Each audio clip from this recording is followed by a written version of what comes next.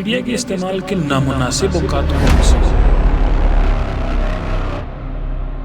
Media के इस्तेमाल के नामुनासिब औकात में से एक टाइम सुबह उठते ही बच्चे का मोबाइल और टीवी के सामने बैठ जाना है। फर्ज करें माँ अगर सुबह नाश्ता बना रही है या मिसाल के तौर पे किचन में काम कर रही है, या माँ लेट उठ रही है और बच्चे आपके उठने से पहले या बच्चे आपके किचन में काम करने के दौरान उठते ही बगैर कोई काम किए मोबाइल और कंप्यूटर के सामने या PS4 के सामने या टैबलेट के सामने बैठ जाते हैं, तो ये बच्चे के जो सारा दिन वर्किंग करने की जो रूटीन है उसको डिस्टर्ब करता है।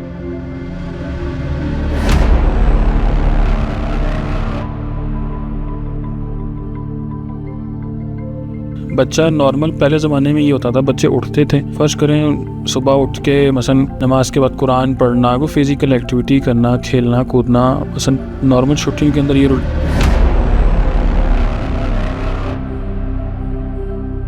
आज के दौर में टेक्नोलॉजी के दौर में ये हो गया कि बच्चे सुबह उठते ही सीधा मोबाइल और टैबलेट और उसके पीछे भाग जाते हैं और माँ बाप भी कुछ नहीं कहते। उसका रिजल्ट ये होता है कि बच्चे की जो पूरे दिन की जो एक्टिव रूटीन होती है वो डिस्टर्ब हो जाती है।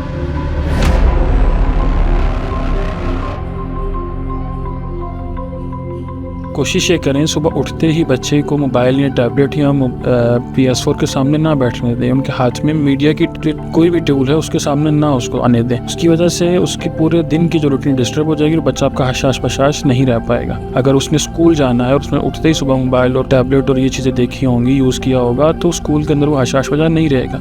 उसकी पढ़ाई में उसका जो कंसंट्रेशन है वो नहीं रह पाएगी। उसकी वजह से वो आहिस्ता आहिस्ता पढ़ाई में भी डाउन होता जाएगा।